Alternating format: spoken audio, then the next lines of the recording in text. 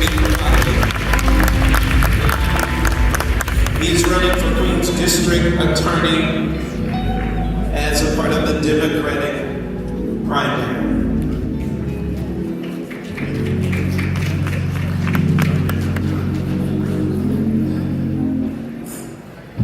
Wow! Wow, I'm fired up! Good morning, it's an honor and privilege to be here to worship you with this Sunday. I'm going to talk a little fast just to stick with the time constraints. The first thing I want to do is to thank the Reverend Dr. Elaine Flake for committing to the interpretation while here today. I would also like to take a moment to acknowledge Pastor Emeritus Reverend Dr. Floyd Flake for the outstanding work that he has done in this community for almost half a century. My name is George Grasso. I am proud to say that I have been a registered Democrat in Queens for over 40 years. I have given up my judgeship and I have decided to challenge Melinda Katz in the 2023 primary for Queens District Attorney. I made this decision because serious and violent crime is rapidly increasing throughout Queens, and it does not have to be that way. The most impactful and consequential years of my life happened in this neighborhood. First as a York College student taking the bus on then Merrick Boulevard, now Floyd H. Flake Boulevard, to school in the late 1970s, and later as a rookie cop with a foot post on this same boulevard. High rates of crime at that time meant it was discouraging to be a police officer, and even scarier to be a New Yorker. Those years and the turnaround that followed proved to me that quality of life should not just be for the privileged. Public safety is a right. It's a right. It is a right for you to walk your kids to school unafraid. It is a right for you to ride the subway without worrying.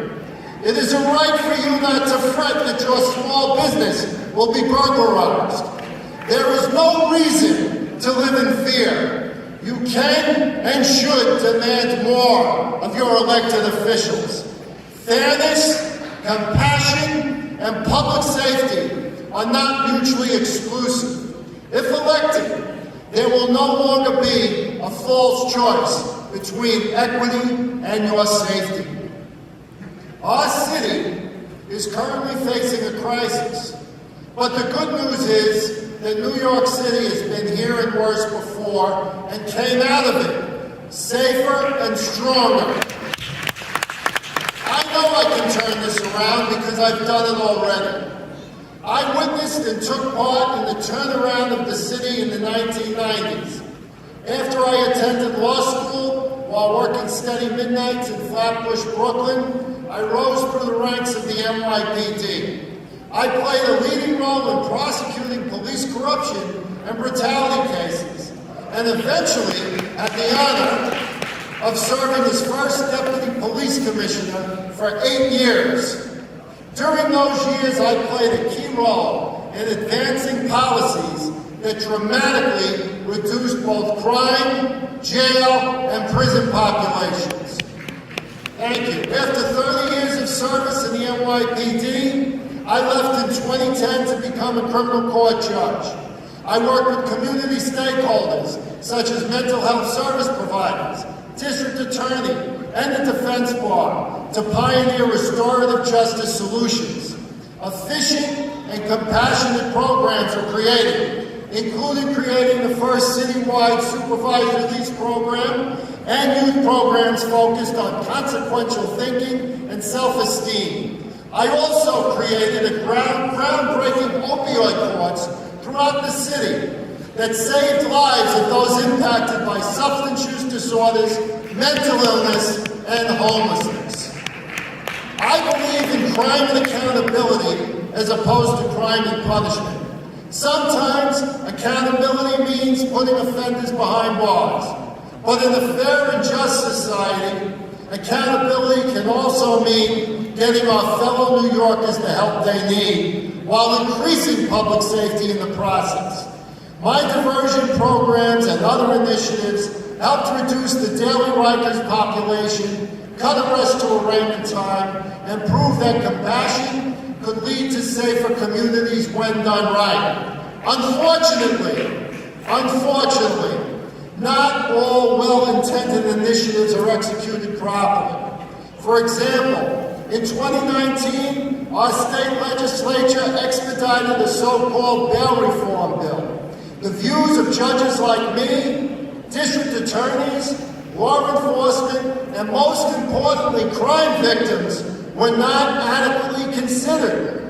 Under the new law, a large number of crimes became bail ineligible. Even worse, judges are not allowed to consider a defendant's threat to public safety, criminal history, reliability to come to court, or new arrests.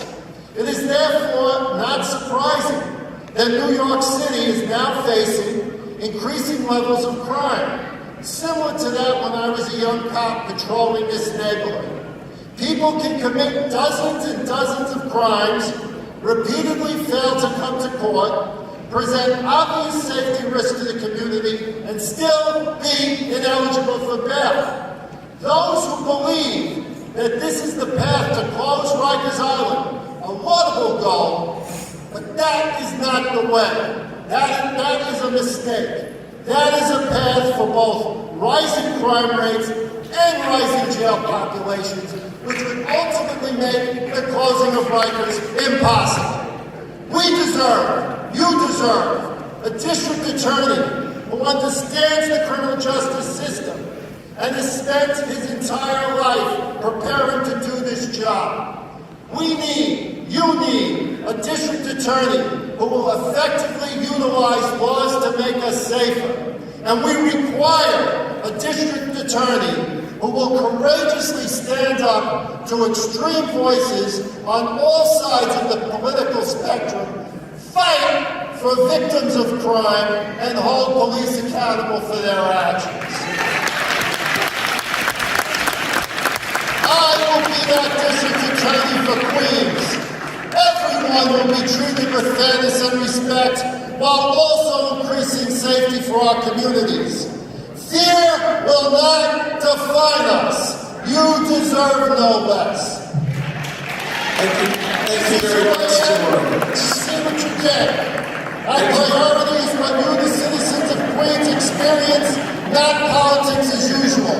Compassion, empathy, and justice have guided my career and my life. We can and will do this together. I will be your advocate. I will be your champion. Together we will launch a republic in Queens and for the entire city of New York. Thank you for your time and attention. God bless you all. Thank you very much. That's George Grasso.